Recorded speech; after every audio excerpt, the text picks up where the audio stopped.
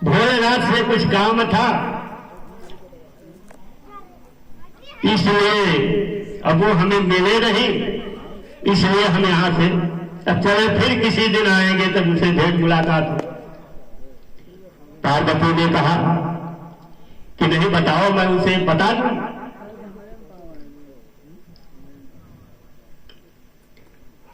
कहीं नहीं माते, हमारी और भोलेनाथ की कुछ व्यक्तिगत बात है। माता पार्वती कहने लगी कि ऐसी कौन सी व्यक्तिगत बात है, भोलेनाथ सबसे कुछ छुपाते ही नहीं है। देवर्षि नारद कहने लगे कि नहीं माता, पुरुष हर बात अपने स्त्री से नहीं बताता, कुछ न कुछ तो उसे छिपाते हैं। कहीं नहीं, हमारे स्वामी हमसे कुछ नहीं छिपाते हैं। देवर्षि नारद कहने लगे कि कुछ नहीं छिपाते, कहीं नहीं। तो कहीं ये बताओ माता कि आपने कभी अमर कथा सुनी है? भोलेनाथ कभी तुमको सुनाए हैं? कहीं ये कौन सी कथा है? कभी यही तो गूढ़ बात आप कहती हो कि हमको सब बताते हैं, लेकिन अमर कथा भोलेनाथ आपको आज तक सुनाए नहीं। अब पार्वती अपने मन ही मन में सोचने लगी और देवर्षि नारद जी उन्हें दंडवत प्रणाम करने के बाद कहने लगे कि हे माता श्री, अरे आप भोलेनाथ से नहीं बताना कि देवर्षि यहां आए हुए।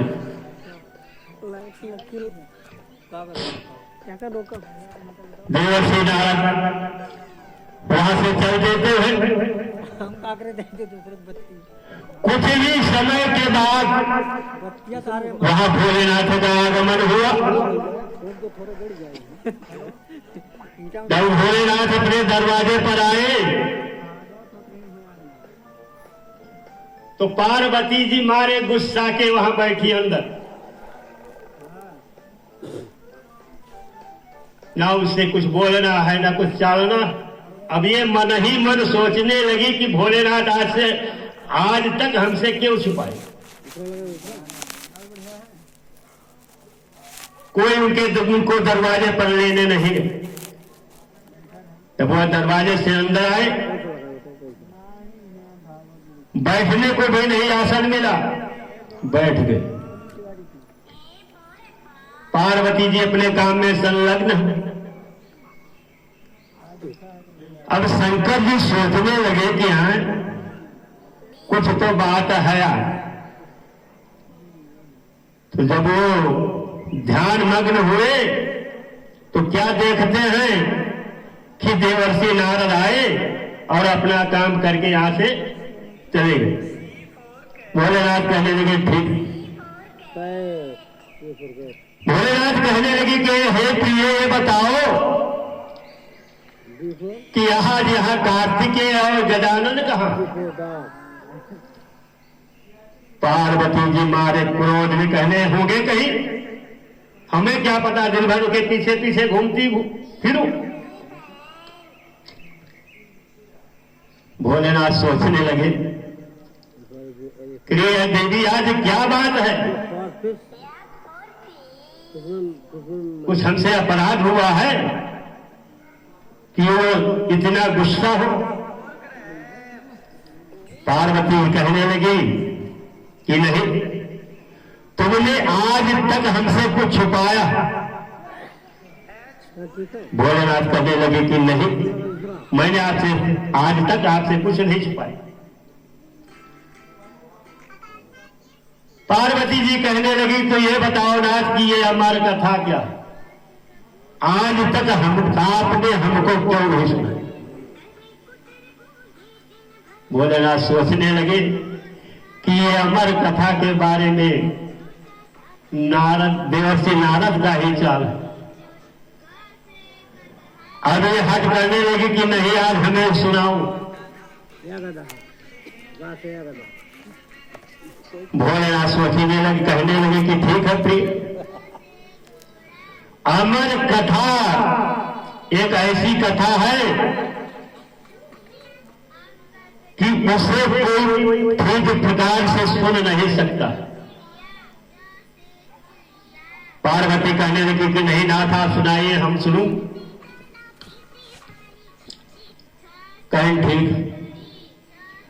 तो वहां से उठ करके और कैलाश पर्वत के चोटी पर जावे, एक कल्पतरु वृक्ष था, उसी के नीचे वो आसन लगाकर बैठ गए। पार्वती जी भी बैठ गई। भोलेनाथ कहने लगे कि प्रिय, मैं कथा आरंभ करने जा रहा हूं, लेकिन आप सोना नहीं। कहे नहीं स्वामी, मैं नहीं सोऊंगी, मैं पूरी कथा सुनूंगी। कहे ठीक, तो आप इतना कहिए कि हुकारी भरते रहना। कहे ठीक है। तो कथा प्रारंभ करने से पहले भोलेनाथ पहली ताली लगाए। तो पहली ताली के लगते हुए उस कैलाश पर्वत पर जितने पशु पक्षी थे वो सब छोड़कर वहां से चले गए। दूसरी ताली जब लगाए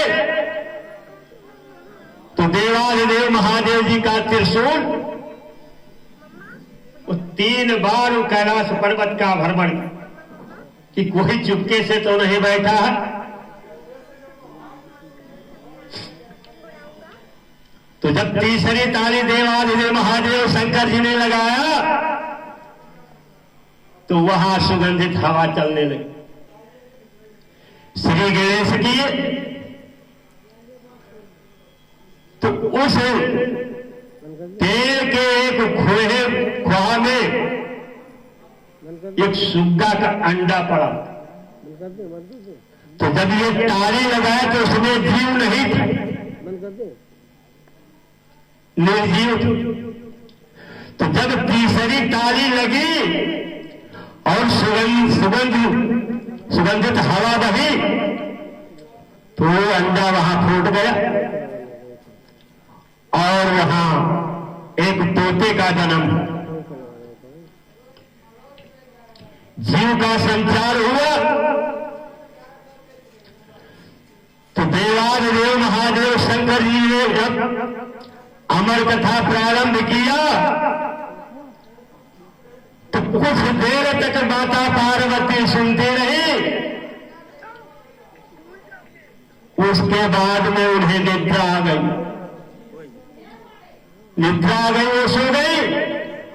लेकिन वो तोते का बच्चा जब उनका होश स्वामी बंद हुआ तो वो होश स्वामी करने लगे। तो जब वो अमर कथा समाप्त हुआ, भोलेनाथ का नेत्र खुला तो क्या देखते हैं कि माता पार्वती सो रही। भोलेनाथ कहने लगे प्रिय तुम सो गई? कहीं नहीं स्वामी, कहीं कथा पूरा सुनी, कहीं थोड़ी नींद आ गई थी। आप फिर से कहिए, हम पूरा सुनूंगी।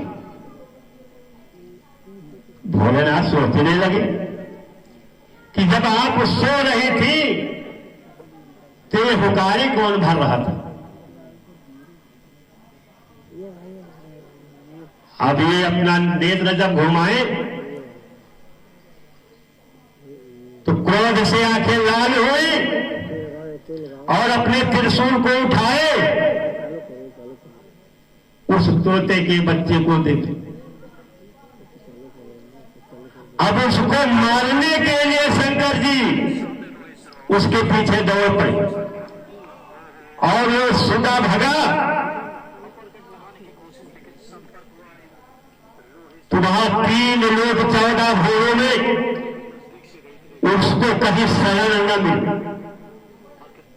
वो दौड़ते दौड़ते थक गया, अंतोगत्वा क्या हुआ,